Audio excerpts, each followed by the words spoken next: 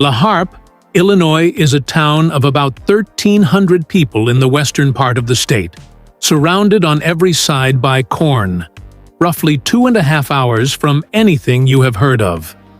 In the winter of 1968, the Chevrolet dealer in that town filled out a factory order for 50 Camaros, not 50 cars for his lot, 50 examples of one specific configuration, and submitted it through an internal General Motors ordering channel that existed on paper, so that taxi companies could get a particular shade of yellow and police departments could get heavier springs. His name was Fred Gibb. What came back to that cornfield dealership were the fastest, most powerful, most expensive Camaros Chevrolet has ever built in its entire 60-year history. And Chevrolet's sales division never advertised them, never put them in a brochure, never handed one to a magazine, never listed them on any order sheet a customer could see. Most Chevrolet dealers in America, thousands of them, went through 1969 with no idea these cars existed. And here is the detail that tells you everything about how deep in the shadows this thing was built. The name. ZL1. 3 characters that are now among the most valuable in American automotive history, stamped on modern Camaros worth $1 million at auction. Researchers have gone through the surviving factory documentation for these cars, build sheets, orders, internal paperwork, and the designation ZL1 does not appear on any of it. Not once. The entire option is recorded as 9560-80A for the 4-speed and 9560-BA for the automatic. The greatest Camaro ever built did not have a name on its own birth certificate. So how does a car like that get made inside the largest corporation on Earth? The same way it always happens. Somebody read the process. General Motors had a corporate rule in the late 1960s that no engine larger than 400 cubic inches could be fitted to its pony cars and intermediates, the same category of policy that Pontiac had already worked around to create the GTO. Chevrolet, meanwhile, had something extraordinary sitting in its racing program. An all-aluminum 427 cubic inch V8, developed out of the L88 and the company's Can-Am work, an engine built for Jim Hall's Chaparral, designed with no consideration whatsoever for a customer. And Chevrolet had Vince Piggins, the performance products manager, the man behind the Z28, a career-long specialist in finding the seams inside his own employer's rulebook. Now hold on to one thing, because it is the hinge of this entire story, and it is not the engine. It is a price. Fred Gibb went into this expecting one number. The number he actually received was so different that it destroyed the car commercially before a single one reached a customer. We are coming back to that, because first, you have to understand what COPO actually was, and why nobody was guarding it. COPO stands for Central Office Production Order. It was the paperwork route for fleet and commercial buyers, a utility company that wanted a specific paint code across 200 trucks, a taxi operator who needed heavy-duty suspension, a police department with a list of requirements. Deeply, profoundly boring. And because it was boring, it sat outside the normal product planning approval process entirely. Nobody at GM had thought to put a lock on it, because nobody imagined anyone would want to. Think about what that actually means. Because it is the same structural weakness that produced the GTO 5 years earlier, and it is the weakness every large company still has. Corporations guard the doors that lead somewhere impressive. Product approval, capital spending, model programs, anything with a launch attached. Those get committees, sign-offs, reviews, vice presidents. Nobody guards the clerical channel where a municipality orders 400 beige sedans, because there is no glory in it and no reason to imagine anyone would misuse it.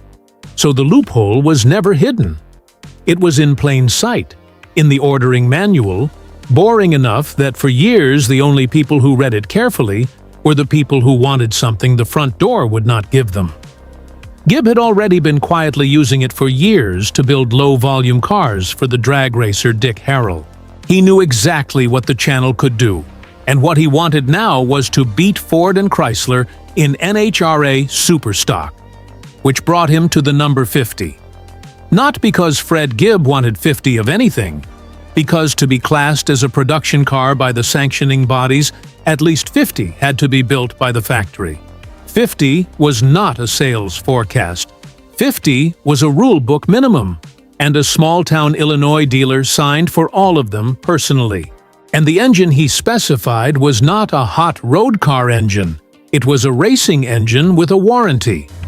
The ZL1 used an aluminium block with iron cylinder liners and aluminium heads, 4-bolt main bearing caps, forged internals, a solid lifter camshaft with over half an inch of lift, 12.5 to 1 compression, and an 850 CEAFM Holley double pumper sitting on top. Complete, it weighed around 520 pounds, roughly 160 pounds less than the Iron Big block, which put it close to small block territory. Read that consequence carefully, because it is the whole point of the car. This Camaro had the nose weight and balance of a small block car, and the output of a Can-Am engine. Chevrolet officially rated it at 430 horsepower. Period testing put it around 550 at 6,400 RPM, and in full race trim closer to 700. The official figure was fiction, and everybody involved knew it was fiction, because a real number would have attracted the insurance industry and the sanctioning bodies at the same time. And it is worth being concrete about what that combination did on the road, because the numbers alone can go past you. Take a car that already had the weight distribution of a small block Camaro, and give it an engine making somewhere north of 500 horsepower on a chassis with 1969 tires, 1969 suspension, and 1969 brakes. Properly hooked up, these things ran the quarter-mile quicker than almost anything a factory would sell a private citizen for another 2 decades. This was not a fast version of a Camaro. It was a Can-Am powertrain that happened to have a license plate bracket. And then the invoice arrived. Gibb had gone in believing these cars would sticker somewhere around $4,900. What he did not know was that Chevrolet's accounting policy had changed. Options now had to be priced to recover their development costs, and those costs were to be spread across the vehicles that carried the option, not across the Camaro program. Which meant 69 cars had to absorb the entire engineering bill for an aluminium racing V8. The high-performance unit alone was priced at $4,160.50. Add the mandatory power disc brakes and the transmission, and the sticker came out over $7,200, against a base Camaro at roughly $2,700. It was more expensive than a well-equipped Corvette. Fred Gibb had personally committed to 50 cars that now cost more than the best car General Motors sold, wearing no badges, no stripes, and no name in a town of 1,300 people. And here is the part I find almost unbearably neat. Pete Estes, who had run Chevrolet, left in February 1969 to become a GM Group vice president. The man who replaced him, arriving from Pontiac in the middle of all this, was John DeLorean. The same John DeLorean who, 5 years earlier, had built the Pontiac GTO by exploiting exactly this kind of internal loophole, putting a big engine into a small car by classifying it as an option, so it never went upstairs for approval. Now he was running a division that was losing market share and barely profitable. And the mandate was discipline, tighter budgets, tighter controls, real cost accounting. By 1970, Chevrolet's Product Performance Group no longer existed. The father of the muscle car arrived at Chevrolet and, without ever needing to write a memo about the ZL1 specifically, closed the door he had spent his career walking through. So, what happened to the cars? Fred Gibbs sold 13 out of 50. He then negotiated with Chevrolet to take the remaining 37 back. And by some accounts, a number of those were stolen and stripped while they were in transit, which is its own comment on how well the secret was kept from the people who mattered.